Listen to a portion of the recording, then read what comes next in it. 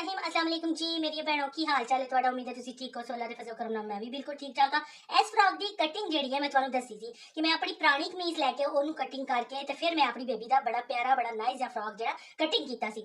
इस वीडियो च मैं तुहानू स्टिचिंग दस्सण लगी हां। मेरियां ओ भैणां जेहड़ियां कि मतलब बहुत गरीब न, जेहड़े कि इतनी महंगाई दे दौर विच उन्हां दा बजट आउट हो जांदा अगर वो मतलब कपड़े ज्यादा खरीदण या बेबीज दे या अपने ते ओ फिर किस तरह मतलब बेबीज दे कपड़े बना सकदियां ने। तो ओ मैं तुहानू दस्सिया सी बजट विच रह के दस्सिया सी, बड़ा बेहतरीन और बड़ा खूबसूरत मैं तुहानू फ्रॉक बनाना दस्सिया सी, कटिंग करके दस्सिया सी। हुण जी दस्सांगी स्टिचिंग। ते जे तुसी मेरी ओ वाली पहली वीडियो नहीं देखी जिहदे च मैं फ्रॉक दी कटिंग वहाई है ते मैं आई बटन दे देंगी तो तुसी वेख लईओ। कंप्लीट मैं ओहदे विच कटिंग वहाई है, किन्नी लंबाई चौड़ाई सब मैं मैनेजमेंट ओहदे विच दस छड्डी है। इसके बाद फिर तुसी स्टिचिंग देखियो ताकि तुहानू अच्छे तरीके नाल समझ आ सके। ए फ्रॉक दी पेटी ठीक है जी।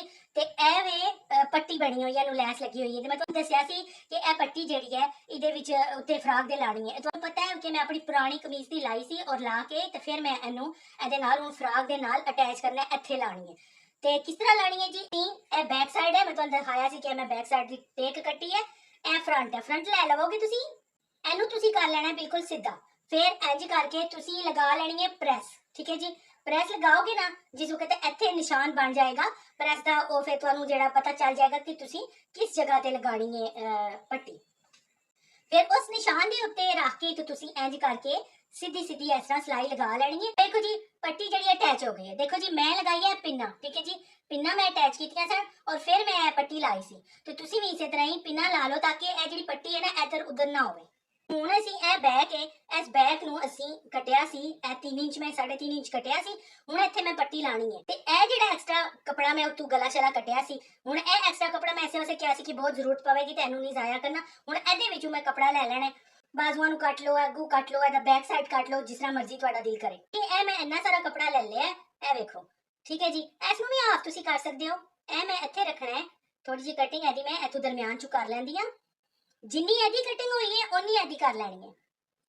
ते ए देखो ये जेडी कटिंग हुई सी ना एदे उत्ते ही मैं रखी है, ठीक है जी। एदे उत्ते रख के ते हुण मैं एनू इंज सिलाई लगानी है, ठीक है जी। ए लग गया जी इंज करके इंज इंज वी वाला गला बनाई देना, उंज मैं एनू कटिंग कीती है। ते एक तुहानू होर टिप दस दियां, ए देखो मैं तुहानू वहाण लगी ए जेडी वी है ना वी, एनू तुसी ए इत्थे तक कटिंग करना है, इत्थे तक, ठीक है जी। ए देखो धागा मैं कटिंग नहीं कीता, ठीक है। जी सिलाई लगी है मैं कटिंग नहीं की, सिर्फ और सिर्फ मैं इत्थे तक कटिंग की और इत्थे तक लाजमी तुसी कटिंग करया करो ताकि तुहानू ना दूसरी साइड ते जिसको तुसी पलटदे हो ना ते इत्थे चुंटा नहीं पैंदियां। ठीक हो गया कि यह जी चीज़ है ना यह बिल्कुल फ्रॉक की पेटी नाल आ रही है, बहुत ही वड्डी है तो थोड़ी जी कट लांगे। इन्नी सारी मैं कट ली है। अगर मेरी तरह तुहानू यह फील होंदा है कि यह चीज़ भी वड्डी है तो थोड़ी थोड़ी तुसी यह भी कट सकते हो। हुण यह कटिंग कर ली है, असी इनू इत्थे रख के ते इंज इनू पलट लेना है। पलटन यानी कि इंज करके दूसरी तरफ फोल्ड कर लेना है, इनू भी इनू भी। ए भैणों तुसी वेख सकदियां हो कि पलट लिया और कोई चुनट नहीं है इससे, ठीक है जी। ए एक्स्ट्रा जिहड़ा कट लांगे और फिर फोल्ड किंज करना है वो तुसी इस साइड ती इंज करके वेख लो कि किस तरह फोल्ड करना है।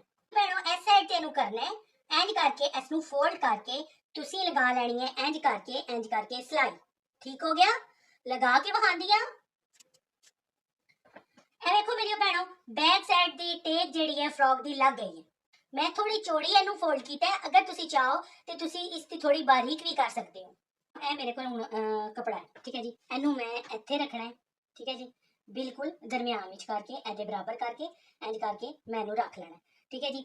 हुण मैं तुहानू एदी मैनेजमेंट दसां कि एदा जिहड़ा दरमियान है ना ये दरमियान तुसी कर लेना है, उत्थे तुसी ला लेनी है लाइन, ठीक है जी। ए लाइन लगा ली है तुसी, ये हो गया इहदा मिड यानी कि दरमियान, ठीक है।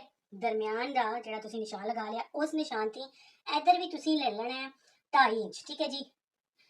बिल्कुल लाइन के उत्ते रख के ते तुसी ले लेना है 2.5 इंच। 2.5 इंच से मैं निशान लगा लिया और इधर भी तुसी 2.5 इंच ले लेना। वेख लो तुसी जिस तरह मैं रखने लगी इस तरह रख के तुसी भी निशान लगा लेना अगर तुम्हारी बेबी भी 4 साल की है तो। लंबाई जी है वो मैं ले लेनी है 3.5, ठीक है जी। 3.5 मैं गले की लंबाई लैके निशान लगा लिया। करना है मेरा हाथ वेख रहे हो, ए हाथ में इंज रखना है ताकि कपड़ा काबू आ जाए और एनू हल्का हल्का इस तरह गुलाई देंदे देंदे मैं आहिस्ता आहिस्ता ए गुलाई दे छड़नी, ठीक है जी। इस साइड से मैं गुलाई कर ली है, इस साइड से गुलाई करने वास्ते मैं इस कपड़े नू इंज पलट लांगी और इत्थे रख के थोड़ा जिहा इनू थपका लवांगी या दबा लवांगी तो निशान दूसरी साइड पे आ जाएगा। ਇਹ ਨਿਸ਼ਾਨ ਗੁਲਾਈ ਦਾ ਇੱਧਰ ਵੀ ਆ ਗਿਆ। ਹੁਣ ਇੱਥੇ ਹੱਥ ਰੱਖ ਕੇ ਇਸ ਨਿਸ਼ਾਨ ਦੇ ਉੱਤੇ ਉੱਤੇ ਮੈਂ ਗੁਲਾਈ ਜਿਹੜੀ ਹੈ ਕਰ ਲੈਣੀ ਹੈ। ਮੈਂ ਗੁਲਾਈ ਵਿੱਚ ਗਲੇ ਦਾ ਲਗਾ ਲਿਆ। ਹੁਣ ਇਹਦੇ ਉੱਤੇ ਮੈਂ ਲਗਾਣੀ ਹੈ ਸਿਲਾਈ। ਤਾਂ ਇਹ ਵੇਖੋ ਜੀ ਸਿਲਾਈ ਲੱਗ ਗਈ ਹੈ। ਜਿੱਥੇ ਨਿਸ਼ਾਨ ਲਗਾਇਆ ਸੀ ਉੱਥੇ ਮੈਂ ਸਿਲਾਈ ਗੁਲਾਈ ਵਿੱਚ ਲਗਾ ਲਈ ਹੈ। ਅਗਲਾ ਗਲਾ ਦਰਮਿਆਨ ਜੋ ਕਟਿੰਗ ਕਰਾਂਗੀ ਤੇ ਇਹਨੂੰ ਦੂਸਰੀ ਸਾਈਡ ਤੇ ਉਲਟੀ ਸਾਈਡ ਤੇ ਪਲਟ ਲਾਂਗੀ। ਇਹ ਕਟਿੰਗ ਹੋ ਗਈ ਹੈ। ਅੱਧੇ ਇੰਚ ਨਾਲ ਵੀ ਥੋੜਾ ਜਿਹਾ ਘੱਟ ਮੈਂ ਰੱਖਿਆ ਹੋਇਆ ਇਹ ਕਪੜਾ ਔਰ ਇੱਥੇ ਮੈਂ ਕਟਿੰਗ ਕਰ ਲੈਣੀ ਹੈ। ਔਰ ਕਟਿੰਗ ਮੈਂ ਕਿੰਜ ਕਰਨੀ ਹੈ ਜਿਵੇਂ ਮੈਂ ਤੁਹਾਨੂੰ ਪਹਿਲੇ ਵਿਖਾਇਆ ਸੀ ਕਿ ਮੈਂ ਕਟਿੰਗ ਕਰਨੀ ਹੈ और मैं धागा नहीं कटना। ठीक है जी। ए देखो जी मैं सिलाई नहीं कट रही और मैं छोटे छोटे कट ला रही हूँ। ये कट इस वास्ते जरूरी होंगे ने कि तुम्हारी बेबी का जिसको या तुम्हारा मतलब अगर तुम अपना भी कोई बड़ा गला या इस तरह को गला बनाते हो राउंड ही समझ लवो। राउंड अगर तुम गला बनाते हो तो अगर जिसको पलटना होंगे ना तो पलटिया नहीं जाता। ठीक है जी। तो फिर इस तरह छोटे छोटे असी कट ला लेंगे। उस कट का फिर फायदा होंगे कि जल्दी पलटिया जाता है। 1.5 इंच इतों आ रहा है। थोड़ा जिहा अगू करके मैं 1.5 इंच के निशान लगा लाँगी। फिर थोड़ा जिहा अगू करके मैं 1.5 इंच के निशान लगा लिया। इंज ही 1.5 इंच कर दिया राउंड। तुसीं इत्थे तक 1.5 इंच के निशान लगा लेना। गुलाई च 1.5 इंच का मैं निशान लगा के हुण इहदी कटिंग कर लूंगी। ऐसे ए देखो जी कटिंग हो गई है। हुण गला पलटन विच आसानी रहेगी। मैं उत्ते रख के कपड़ा और फिर उसनू ट्रेस करके ते फिर मैं कटिंग की है। तुसीं पहले ही कटिंग करके गले की यानी कि जिहड़ा बैक ते गला लाया है ना कपड़ा लाया है इस दे उत्ते तुसीं पहले भी मैनेजमेंट जिस तरह मैं दसी है ना उस तरह मैनेजमेंट तुसीं करके ते फिर भी तुसीं ए गला जिहड़ा नाल चिपका सकते हो। गल एक ही है पहले कट के लाओ या बाद विच। ए ते हो गया साडा फ्रंट दा गला। हुण कटना है जी बैक दा। बैक नू बनाउण वास्ते असीं ले लेना जी इत्थों ए जिहड़ा बैक दा है ना इत्थों असीं ले लेना है तकरीबन यानी कि यह खुला होया है ते अगर बेबी का 2.5 इंच लिया तो बहुता खुला हो जाना है। तो इस वास्ते असीं 2 इंच के इत्थे निशान लगाण लगे हां ते 2 इंच के इस साइड ते लगा लांगे। ਇਹ ਜਿਹੜੇ ਦੋ ਨਿਸ਼ਾਨ ਲਗਾਏ ਨੇ ਨਾ ਇਹਨਾਂ ਦੇ ਉੱਤੇ ਇਹ ਮੈਂ ਜਿਹੜਾ ਐਕਸਟਰਾ ਕਪੜਾ ਰੱਖ ਲਾਂਗੀ ਔਰ ਇਹ ਨਿਸ਼ਾਨ ਥੱਲੋਂ ਵੇਖਦੀ ਜਾਵਾਂਗੀ ਤੇ ਇਹ ਨਿਸ਼ਾਨ ਮੈਂ ਇਹ ਲਗਾ ਲਾਂਗੀ। ਠੀਕ ਹੈ ਜੀ। ਜਿਹੜੀ ਬੈਕ ਦੀ ਸਾਈਡ ਹੈ ਜਿਹੜੀ ਮਤਲਬ ਅਸੀਂ ਸਿਲਾਈ ਕਰ ਚੁੱਕੇ ਆ ਇਹਨੂੰ ਵੇਖਦੇ ਆ ਇੱਥੋਂ ਇੱਥੇ ਤੁਸੀਂ ਨਾ ਹੱਥ ਨਾਲ ਦੇਖ ਲੈਣਾ ਇਹ ਕਿੱਥੇ ਖਤਮ ਹੋ ਰਹੀ ਹੈ ਤੇ ਉੱਥੋਂ ਤੁਸੀਂ ਲੈ ਲੈਣਾ ਹੈ। ਤਕਰੀਬਨ ਤੁਸੀਂ 1.5 ਇੰਚ ਵੀ ਲੈ ਸਕਦੇ ਹੋ ਤੇ 1 ਇੰਚ ਵੀ ਲੈ ਸਕਦੇ ਹੋ। ਮੈਂ 1.5 ਇੰਚ ਲੈ ਰਹੀ ਹਾਂ। ਠੀਕ ਹੈ ਜੀ। ਇਹ ਜਿਹੜਾ ਮੈਂ ਨਿਸ਼ਾਨ ਲਗਾਇਆ ਨਾ ਇਹਨੂੰ ਫੜ ਕੇ ਇਸੇ ਤਰ੍ਹਾਂ ਮੈਂ ਗੁਲਾਈ ਵਿੱਚ ਇੰਜ ਕਰ ਲਾਂਗੀ। ਠੀਕ ਹੈ ਜੀ।